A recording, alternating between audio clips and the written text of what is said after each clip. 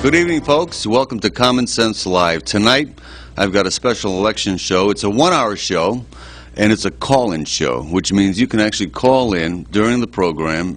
We'll give you priority. So if we're in the middle of a conversation, a heated conversation about God knows what, we'll stop everything. We'll hold the presses and take your call. Now, the telephone number, it's on the screen. It's 792-4101. The format tonight is real simple. Call in with a question, okay? If you're going to call in and jump on a bully pulpit, it's not going to work out. I'm just going to have to cut you off. We're here to discuss the election issues, the town issues that are important to Bethel. You're here to also ask Bob Burke or Bill Sliffin questions.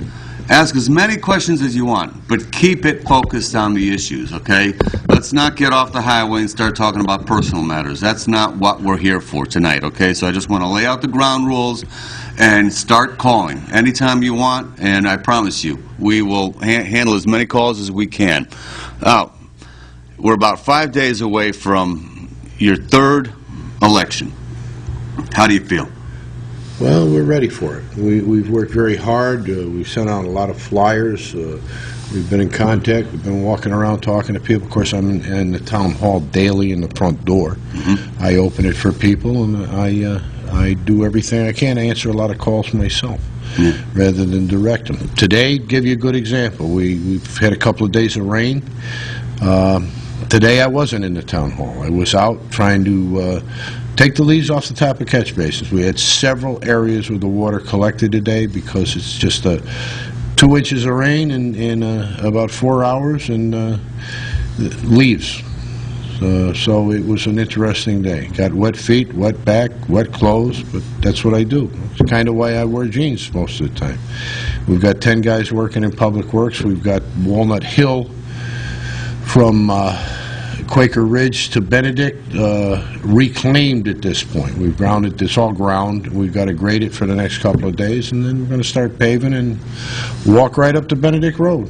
And before the frost comes in and the snow flies while the plants are open, we should be able to complete Walnut to Benedict, Benedict to Ridgedale, and Chimney Drive will be all under new asphalt for the next year.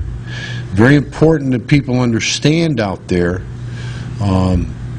the only way to handle the paving is to let it settle for a year. You're going to see a water truck running up and down those roads for the next couple of days.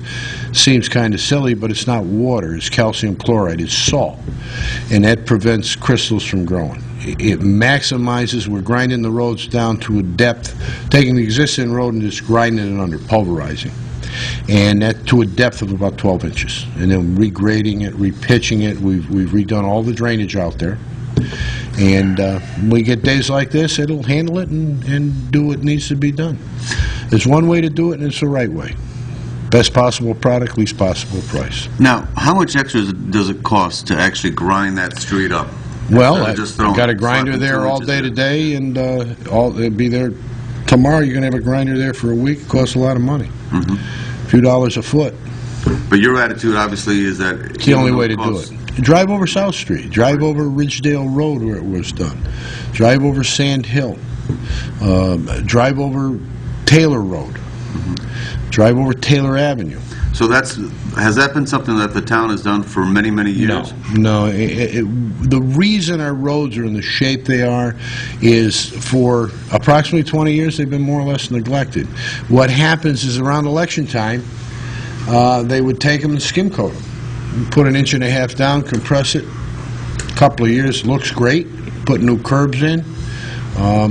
The places where we're having trouble with water right now is because the back of your catch basin, the mouth isn't wide enough. So when the leaf gets on it, the water backs up and it can't go through the hole. If you have a higher hole in the back of the catch basin, a bigger top with more water can flow in. And the leaf gets washed into the catch basin, and it won't plug up a 24-inch pipe where it sits and you've got this much of an opening as opposed to that much of an opening. It's common sense. Clearing out the leaves, and then 2 hours later, you got to go back and do it again. Well, and that's what I did. We were all out there doing the same thing. That's causing it. Head of Public Works was out there doing it. I was doing it. The Assistant Director of Public Works. All hands on deck. Now I know why you don't wear that suit as often, because I still remember the time that you had that gas line explosion on South Street, and you were out there in a suit. It cost me a suit and a pair of shoes. You were out there for 8 hours or so. 8 hours. Let's try 14 hours. In a suit. I saw that. It burned for 10 hours. Is that when you stopped wearing a suit? Exactly. Well, think about it. Yeah. Would you wear a pair of Bostonian loafers and a wool suit, right? White tie, and I forget what color tie I had, a white shirt. Well, white shirt, I remember that. And, it all went in and what you found out is that all went to garbage. And you never know what day that's going to happen when something happens where you have to get out there. In my first 2 years, I lost 3 pair of dress shoes. Right. Now I wear boots. So you're ready for anything? Yeah.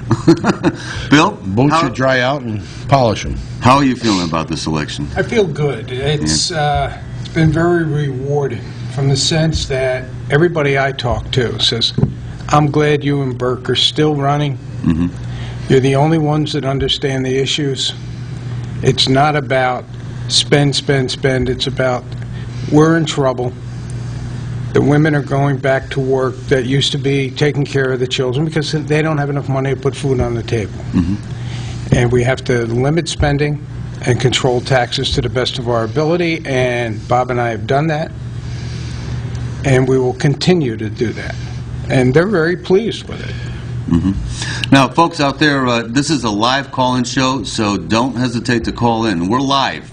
So if you have a question for Bob Burke or Bill Slifkin, feel free to call in and ask them a question. Or you can just sit there and listen to them talk about the issues. And if you haven't made your mind up, maybe this will help focus your final decision. Anyways, Bill, you mentioned, limiting spending and controlling taxes.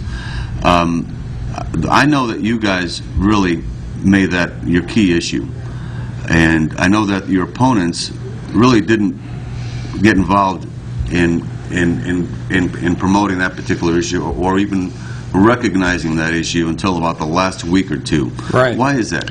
Last 4 days, they recognized the fact that because they realize we're telling the truth. That is what is driving everybody's decisions for this election. I firmly believe that. If you look around the country, it's the same thing.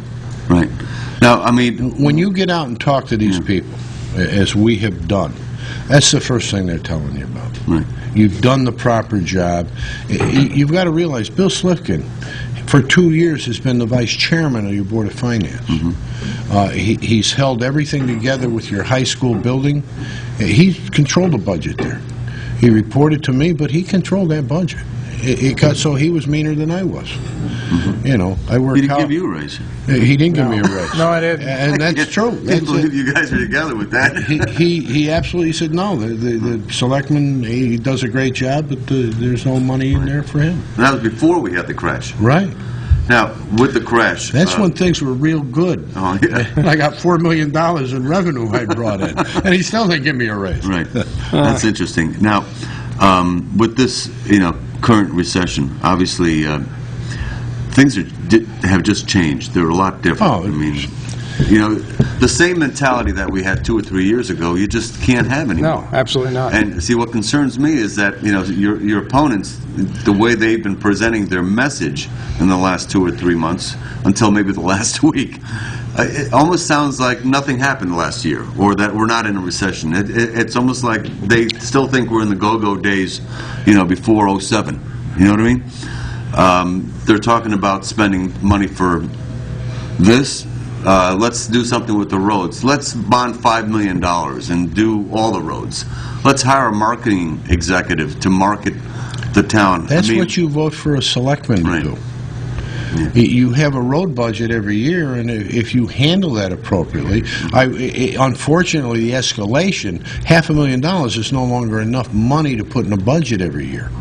But you can't increase that at the present time because people are stretched to the max at this point. We got a phone call. That's a good thing. I'm Very going to have to good. interrupt you here and there, and don't take it personally. But these guys come first. They're our customers. Thank you for calling Common Sense. Your question? Yeah, I'd like to know about the sewer project. I know Mr. Burke has been hands-on through the whole project, and I'm worried about if the other people could finish that project. I'm a little concerned about that. Okay. I'll hang up. Thank you. Okay, that's a good question. Yeah, you're very right. You're a wise man for talking about that. The sewer project is we're fighting escalation constantly. We've got Phase 5 eaten into the whole project, so Phase 4 is left, and we're moving parts of that into the Phase 3 project, because they've gotten Phase 3 pretty much done. We're on the pump station now, and I've got one easement to do. I'll be quite candid with you. I don't think either one of my opponents can handle that. They don't understand it. You've got a good engineer on board, but you have to deal with the people. Both of your pump stations, the easements and the locations, I rerouted the sewer myself personally down through McGower Circle, down there at that end through the swamp, Libby Kellogg swamp area. It should have never been planned there. They got out in that swamp and they almost lost the machine because it was there's quicksand in there, and the engineers just didn't realize that. So they didn't grow up here. They don't realize what they have to do to get things done here. We bought a piece of property to put the pump station in. That property had a problem with oil that had dripped, home heating oil that had, a line had burst up on Quaker Ridge and leaked through and so forth. So that land is being handled, and the town owns it, and we're all set with that now. Yeah, because the contamination's been eliminated. We boiled it off. We put our pump station in. I dealt with a longtime Bethel resident, the farm that was on Walnut Hill.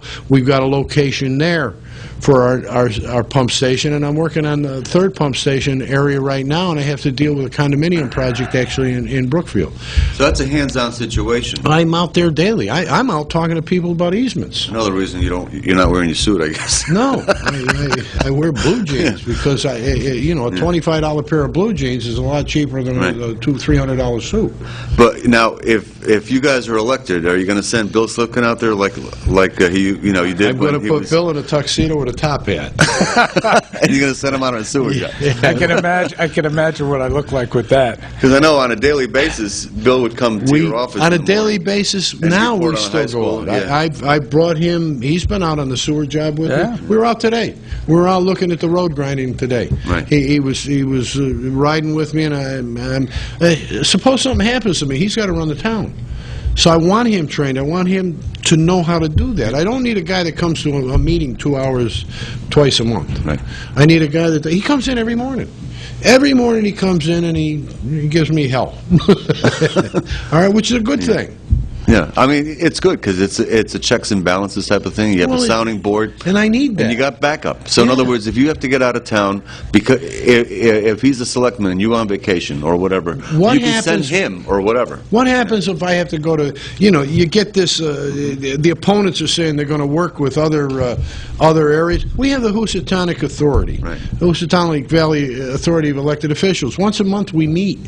We're always interacting, and that's existed since 1975. How do you get along with those guys? Excellent. Your other fellows. I have no trouble, and I'm a guy that I believe in my home rule.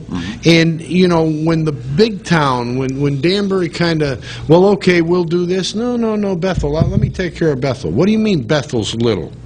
I want an equal share of the pie. Oh. I don't want to be, the stepchild. So what you're saying is when you have those 14-town soirees in the Brookfield Town Hall, I make sure Bethel gets 2 pieces of pie. That's what I do. And they think twice before they try and slide in. And that happens. I mean, there's discussion about selling Terre Haute. You got to be out of your mind to sell that. Right.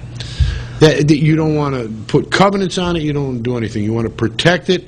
If anything, you want to manage it. You get the state of Connecticut has got the best forestry school around. Right. Have them come in and set up a program for you. You know, And I'm not saying build on it. They're talking about aquifers. That is your aquifer. That's where your 2 reservoirs are up there. well, your Democrat opponents, I mean, in a show that they did yesterday, I believe, they definitely, Matt's big on Well, selling that He land. wants to sell the property, Right. period. He has no other He's agenda very at all. wrong to do that. Do not Especially do that. in this depressed market. But he wants to do doesn't make sense. Yeah, he wants to sell the property and then do what with it? It probably put off tax increases. Well, That's never- how he'll raise his money. He'll Yeah. spend the money. That's a problem. The man has done that for years. The man said at an open meeting, exact words at an open meeting, what good is it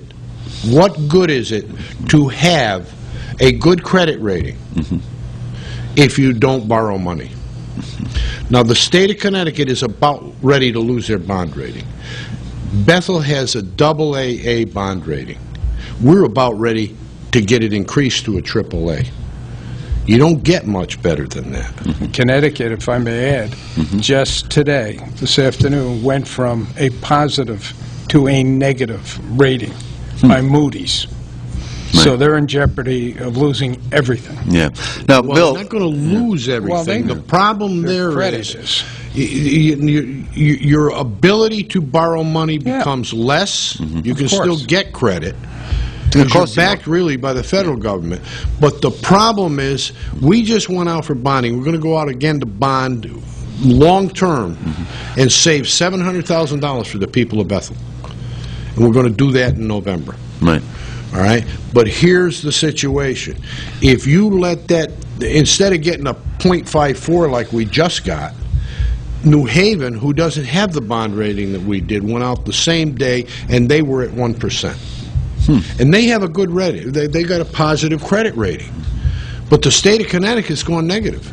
But they're paying a You've lot got more for that too money. much deficit right Right. now, and with the budget that's planned, like we've got a library grant promised us. That may evaporate. Right.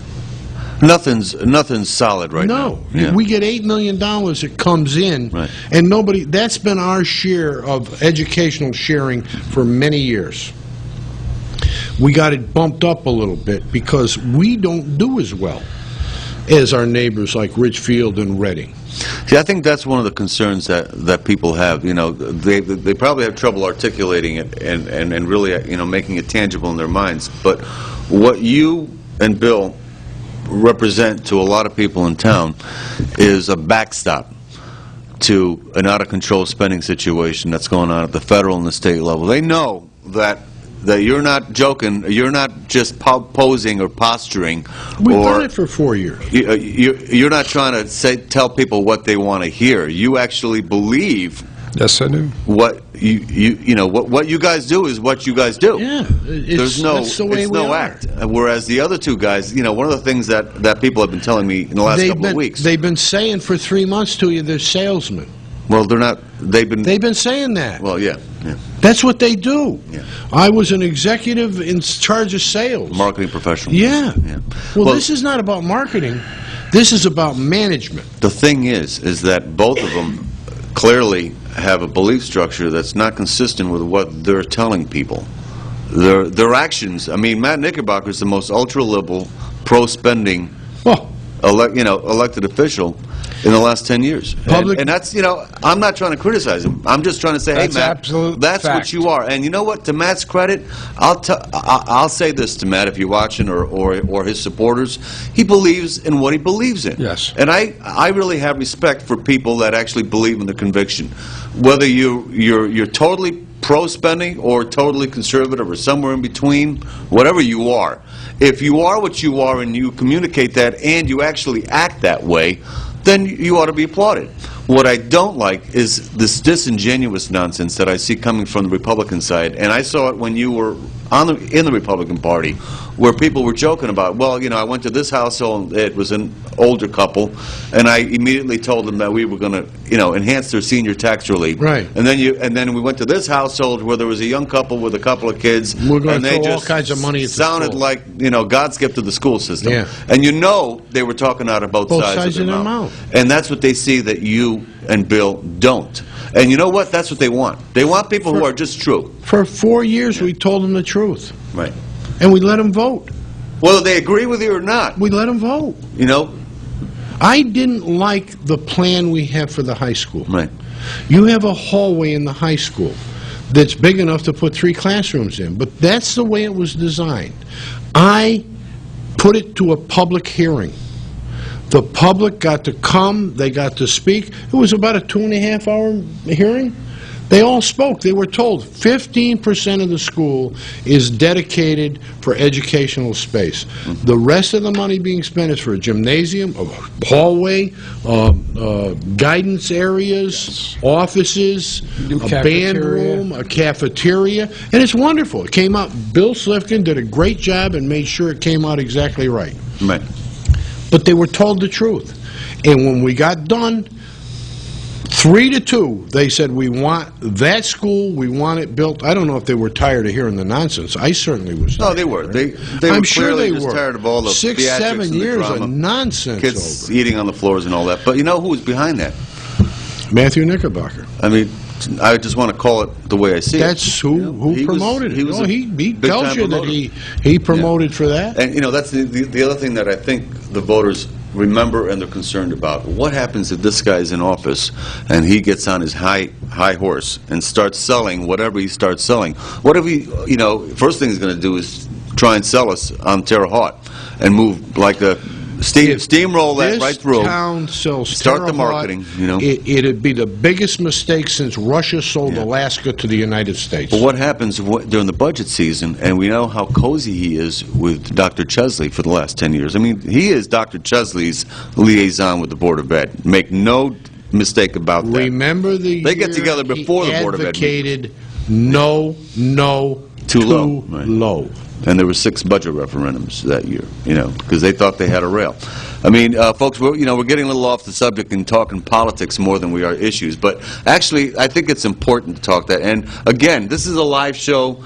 Call 792-4101. Call in. Come on. We're tired. We get tired of talking to ourselves here. We want people to call in. It's okay. We won't bite. I'd like someone to focus in on this. Cameraman, can you possibly focus in on this particular piece? I don't know whether you can focus in on it. This came to me in the mail today. I don't know whether you can do this or not. And this to me is like a Chinese puzzle, and it's a challenge for the evening, whether you can get this focused in. We're working on it right now. Just give us a second.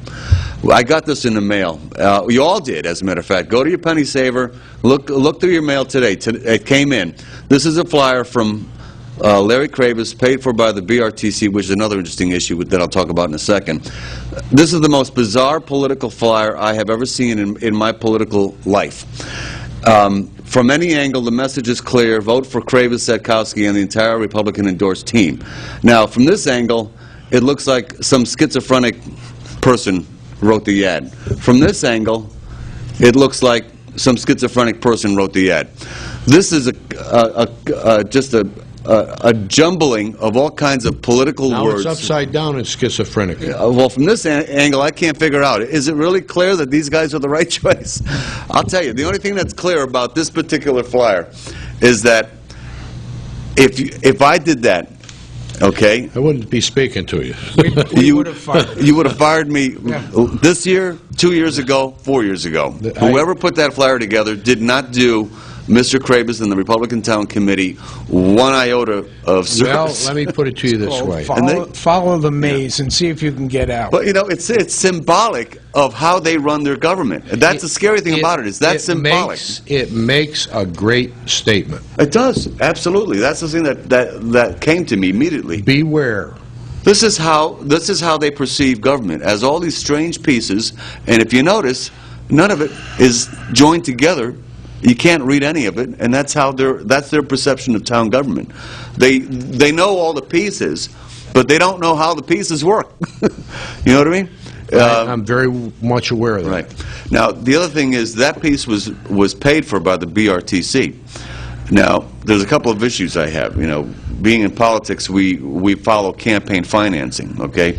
We happen to know that Larry Krabus signed some forms that said that his campaign would be funded by his own candidate committee. In this case, it was the Political Action Committee, because his running mate Setkowski came on board, which generated a campaign financing violation. But the bottom line is, long story short, these flyers that are coming out are paid for by the Republican Town Committee.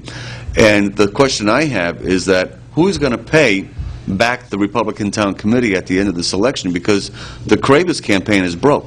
Okay? And even worse, the Republican Town Committee is underwater.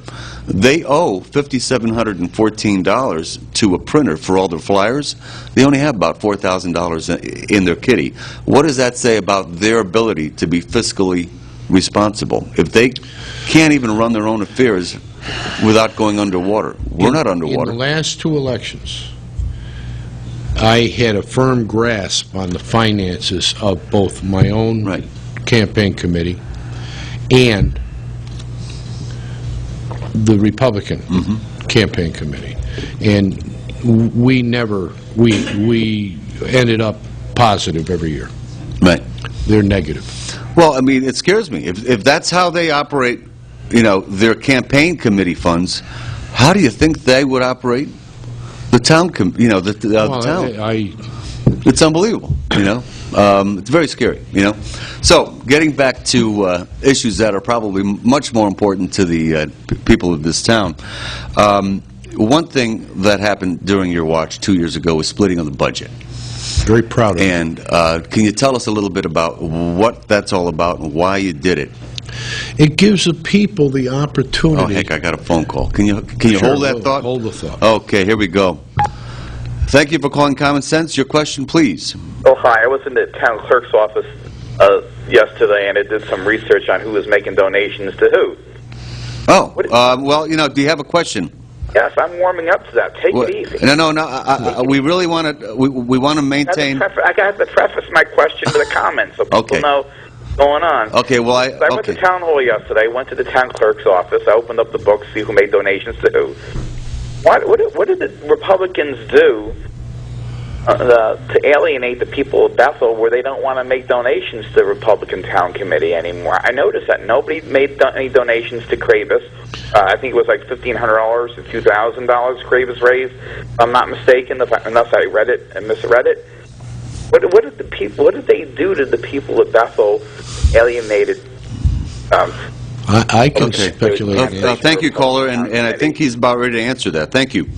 Okay. You were actually on that track, I think. Yeah. Basically, I mean, we were just talking about it when I was there. People are willing to invest in a winner. They're willing to invest in somebody that is going to give them what they've asked for. And every time I communicate with people, I ask, and I tell them the truth. Well, I'm not going to go there. If you want that, you don't want to vote for me. If you want that, vote for me. To increase and maximize senior benefits and veterans benefits, I've always been very much proactive for that. I have maximized the veterans benefits. I tried to maximize the senior benefit. But I have to present it both ways to the Board of Finance. The Board of Finance last year, I asked to give the seniors $5,000. They gave them $1,000. The seniors can go up more. I'm definitely in favor of bringing them up more. I always have been. If we keep a senior in their house, you get their wisdom of the years, plus they're as steady as can be with their payments. They never miss a thing. So, right? And why? Because they don't have a message. Well, they also don't have, excuse me, children in school, which saves the town money also. Well, you know, to the caller's question, I've noticed that myself, that there seems to be a definite drop-off in financial support. But you know what? We've got another phone call, so let's just take that instead. Thank you for calling Common Sense. Do you have a question? Yes, I do. I wanted to ask Mr. Burke, which campaign worker is he dating? this campaign. Okay. I warned you guys to keep it clean and to stay on the political side of the spectrum. And obviously, we've got some people out there that just have nothing but hatred for Bob Burke and, you know, take every opportunity to express it. But that's okay. So let's move back to a political a conversation, or a conversation on the issues instead of nonsense. Now, you know, let me just say this. You've had your personal problems, but they're personal. In terms of your public performance, that's why people are probably going to vote for you in this election. Because you know what? They gave the other candidates 2 or 3 months. They did the sniff test. They checked him out. You know, they said, hey, he's got some issues. Let's check these guys out. And guess what? The buzz on the street is that at this point in time, they've checked him out, and guess what they're saying to themselves? Honey, the devil we know. He goes out and cleans the catch basins with his bare hands if needed. He may not be perfect, but he's ours. I'm not perfect. A man named Jesus said this: he who was without sin cast the first stone. Well, you know, we'll see whether the voters give you an opportunity to atone for your sins. But getting back, let's continue this. Okay, and I've got Marty over there giving me the high sign. Marty Heiser is here in the house as well. Hey, Marty, if you got a minute, come on stage and say hi. But anyways, let's see. Let's talk about the News Times. You know, you made some real big waves last week when you told the News Times to stick it where the sun doesn't shine, frankly.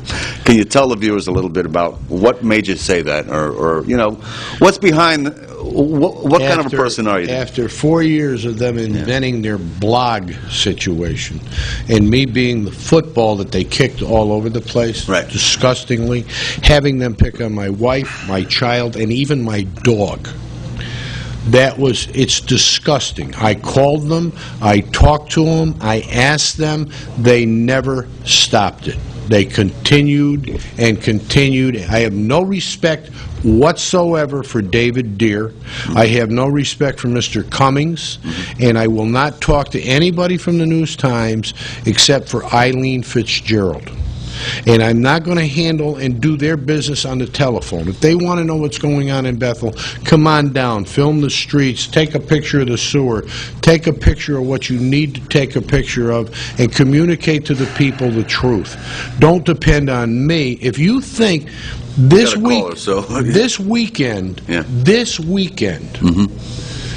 they put down that I was unavailable for comment on the situation we had with our police department. We lost a man's life. I was on the scene. They called my house. The woman's an idiot. That's putting it bluntly. My problem with the News Times, and I got to take these calls, is they tend to make the news and not report. They don't even make the news. Okay, let's take this caller. Thank you for calling Common Sense. Your question? Hey, good evening. How are you? Good. The question I have for the two candidates. Evidently, I had the opportunity to watch the other show on Tuesday night, Democratic candidates. Evidently, they brought an interesting question up, since usually anything that the Board of Ed does is usually a closed-door session anyway. They had brought up a question in regards to negotiating with surrounding towns for school supplies and such things.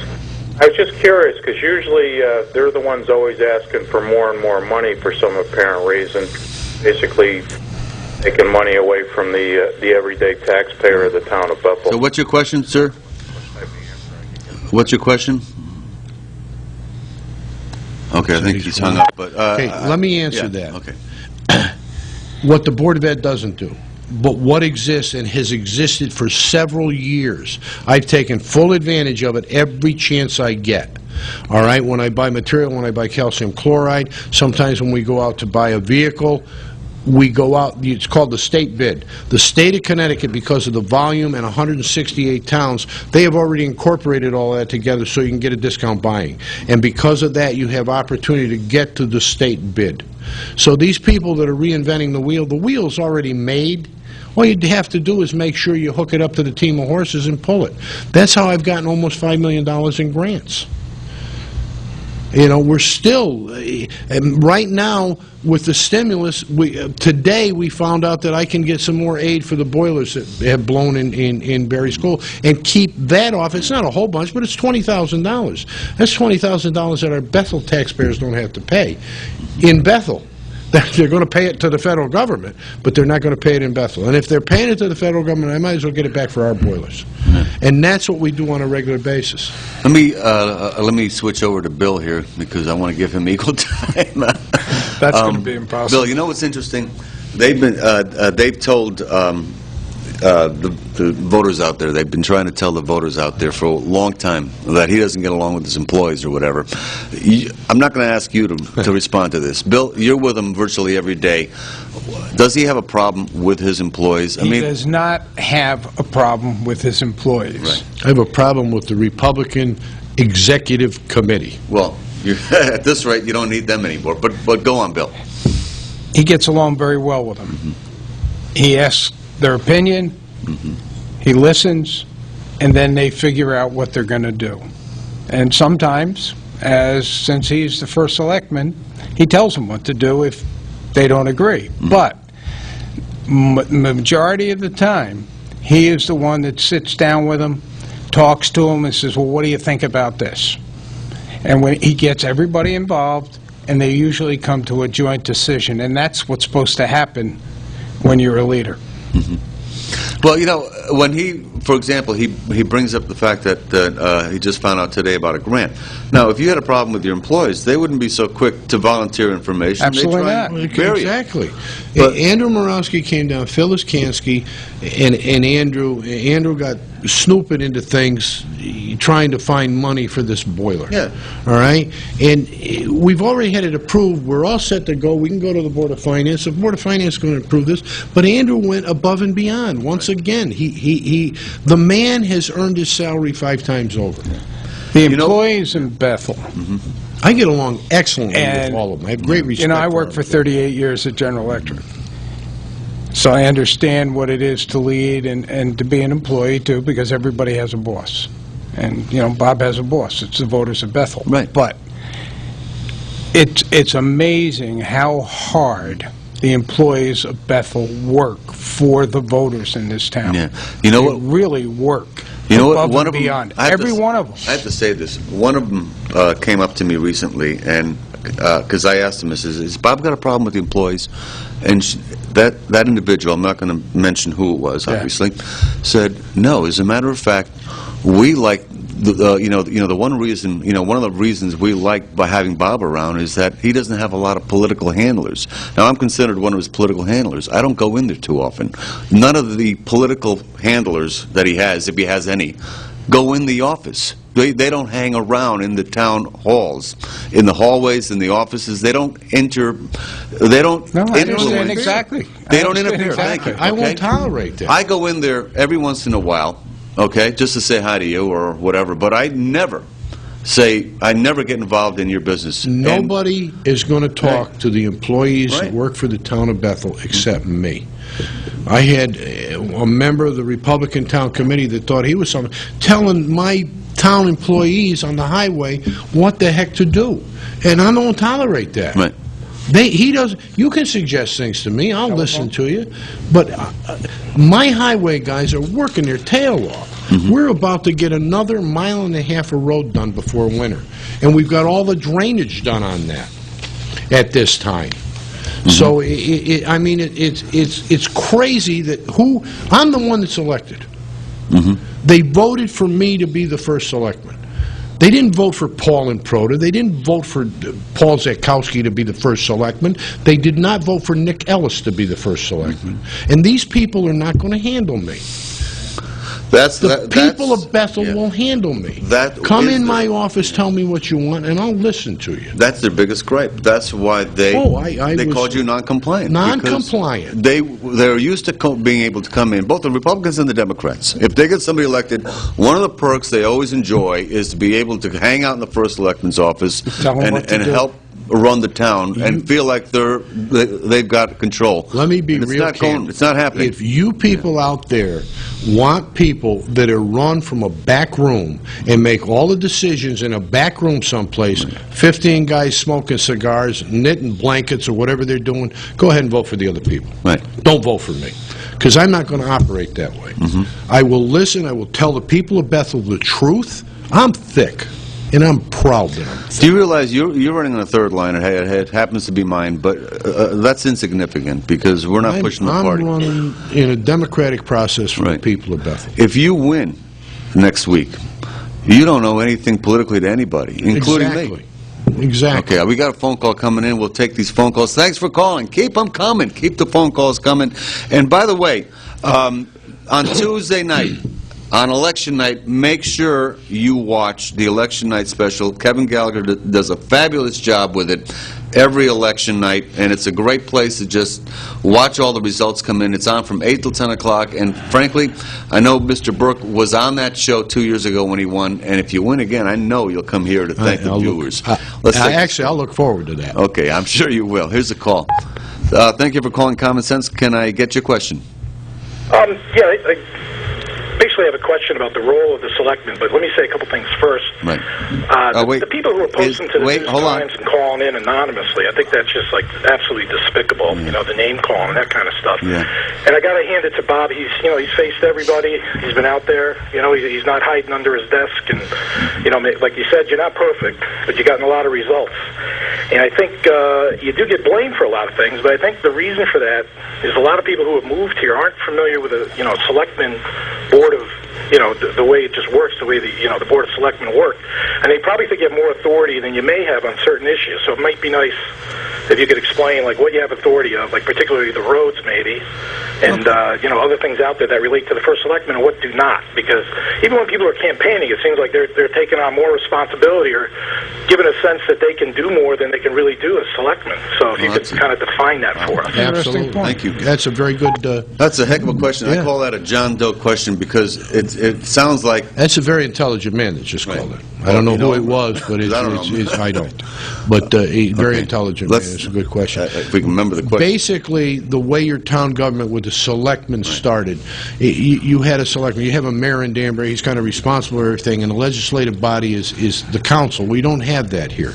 You have the selectman, who's the CEO, and the authority with two selectmen, and they make policy. They make the law. All right? But the selectman is the executive officer, and he is responsible for basically everything except the Board of Education, the library, the assessor, and the tax collector, and the town clerk.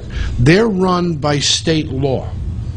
That's why your town clerk is elected. I don't have an authority over her.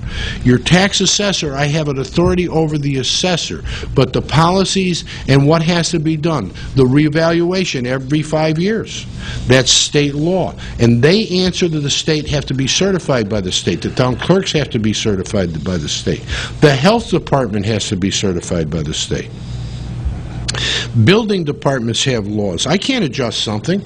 Somebody can't come in and say, well, he wants me to use 2x10s on my deck, and I only want to use 2x8s because it's cheaper. If the law says you got to use a 2x10, I can't waive that. I can't vary that.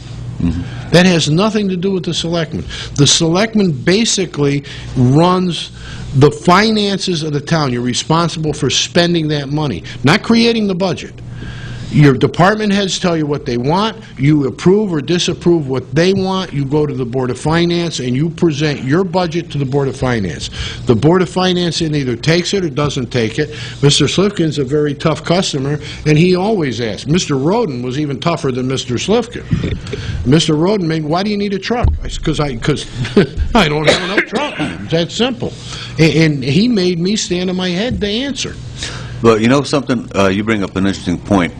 That first selectman seat can be very powerful in the wrong hands. If you have a salesman in there that starts selling, absolutely, it can be very, very dangerous. If the people aren't told the truth, they're not going to vote correctly. If you tell the people the truth and get out of their way, and let them vote, Don't they think about it? My opponent, Mr. Knickerbocker, Mr. Olson, and the entire Democratic town committee came to every meeting and hearing that we had on that charter revision and said, I insist you do not split the budget. The people do not have the right, they're not smart enough to know what to do. They won't vote for education, they won't vote for the town employees will vote against education. Well, that hasn't happened. It has worked perfectly.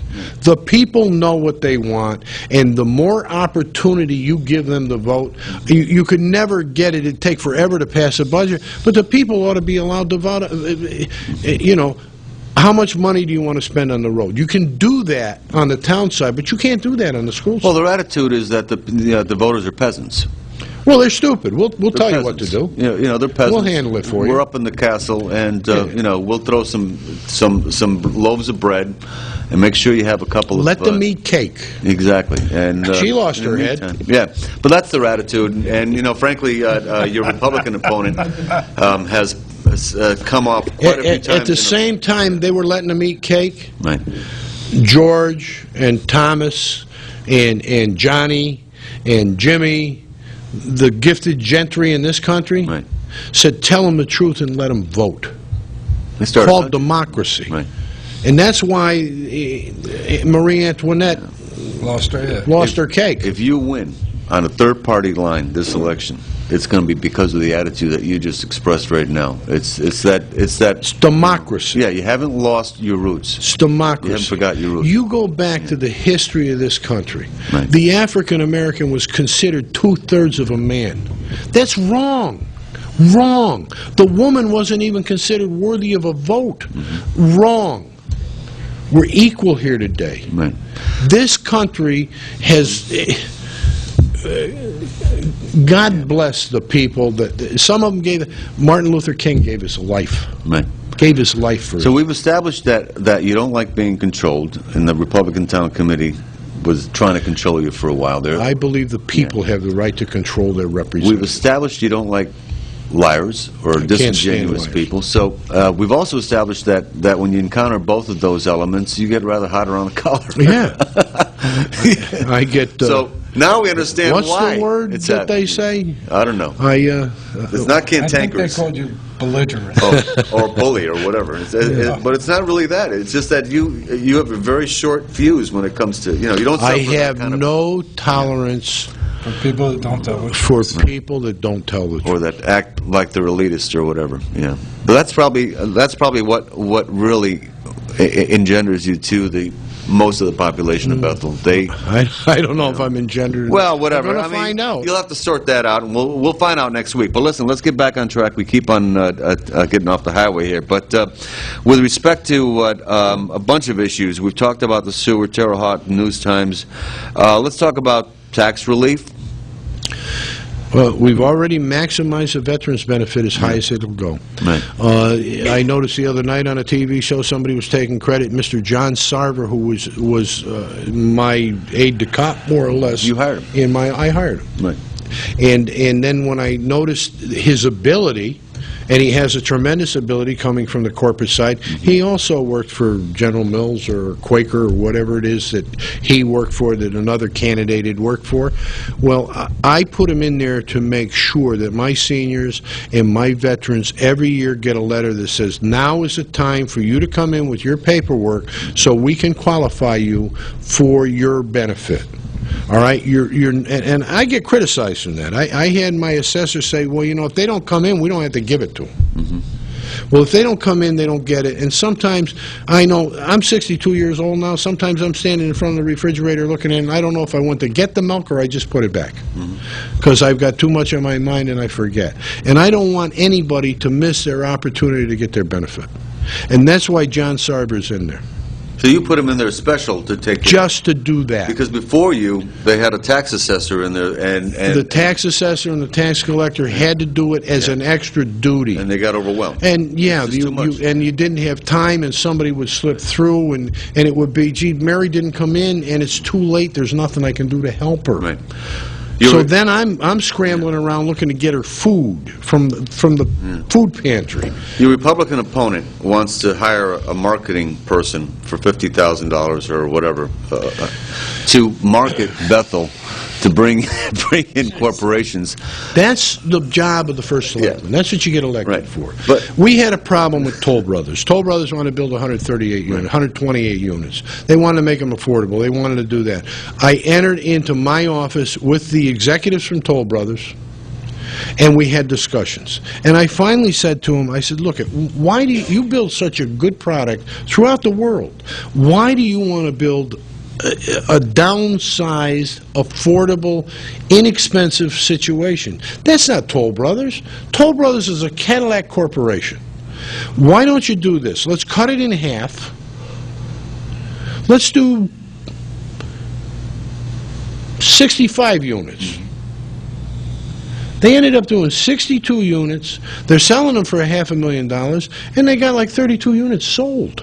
you had those conversations directly with them. In the office. And then I called my town planner down and my planning official, and I said, what can we do to expedite and to help them? Because they got 22 acres of land here. And the 22 acres basically says in quarter acres, you can put 80 houses in.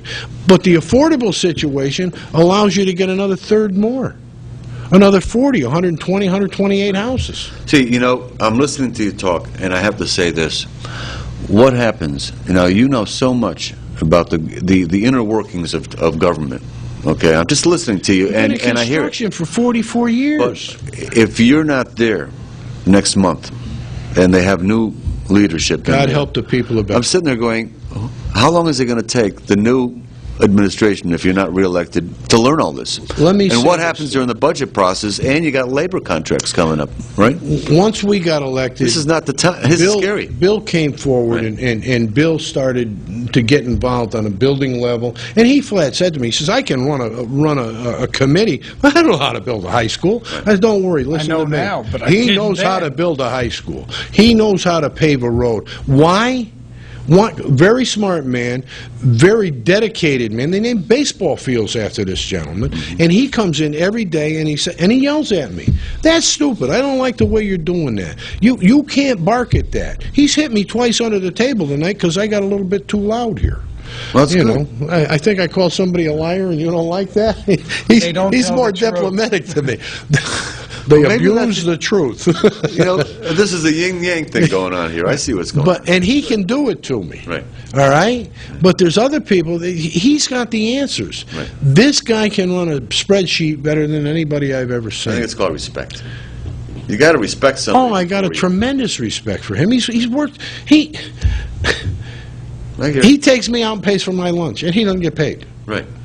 I mean, where do you get somebody like But this? getting back to my issue, imagine this. You have an Economic Development Commission whose job it is to develop the commercial zones, Route 6 corridor, Francis J. Clark Park.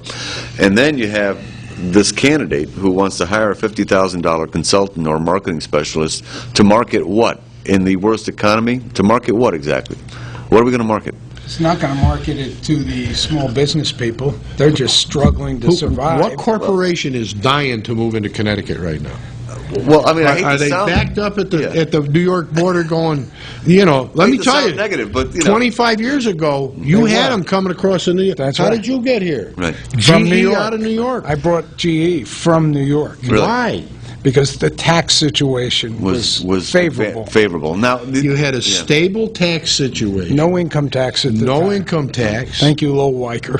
Now let me ask you a tough question that might get you in some political trouble, which you don't care about. I don't care about. Costco comes knocking on your door and says, listen, that 24-acre plot over there on Route 6, we'd like to move there. Now, if it's Bob Burke, I would say that Bob Burke would say, $500,000 a year in revenue? $500,000? Well, $1 million. $1 million, okay. If it's somebody else, they might cave into a few hundred people that would have a NIMBY problem with that issue. Let's look at this. Because there's politics and there's common sense. And you're going to put up a 150,000 square foot building. That just passed. You can put a 150,000 square foot building. So that's a Costco-sized building. But now, let's do this. Rather than say, oh, no, we can't. We're going to ruin the character. Right. Let's not do that. Go down and look at Toll Brothers' situation. They're keeping it in character with the area. Right. All right? Let's talk about Berry School. We did Berry School. Berry School had all flat roofs. We put pitched roofs on. We don't have roof trouble in the new part of Berry School.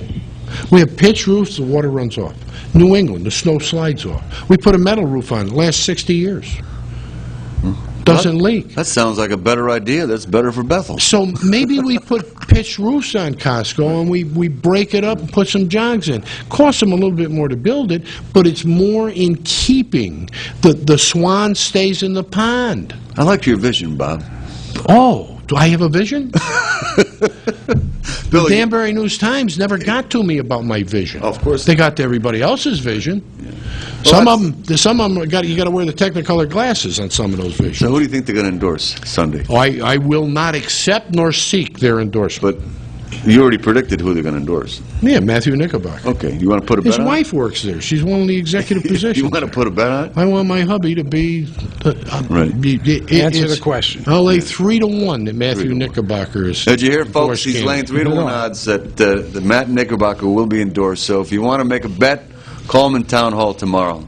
We've got 2 minutes left. Guys, guess what? Don't call in Town Hall. We don't take bets in fine. Town You'll Hall. have to find out his That's personal all I need. I'll get accused of running a bookie joint. Oh, you're right. Okay, here we go. Listen, we got 2 minutes left. Bill, I'll start with you. Thank you. Look in the camera, and frankly, why should they vote for you, Bill? Why should they vote for us? Right. We have done the job. Bob has done it for 4 years. I've been on the Board of Finance for 2.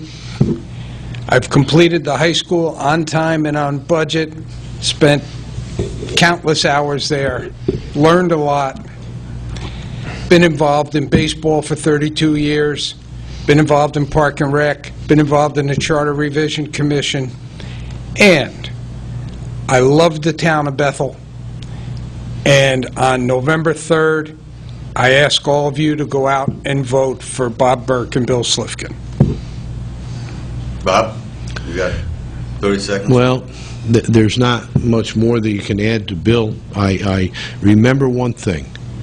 The baseball field situation you have in Bethel, Connecticut is basically due to Bill Slifkin. That's the kind of person that you want to be here. I busted my hump for you for 4 years. I will do it for another 2 if you so grant me that opportunity. But I'll tell you this, I'm not going to take anything from the back door. I'm not going to do that. I'm going to be compliant to the people of Bethel as I always have been. New people coming in, you're more than welcome to come in and take part.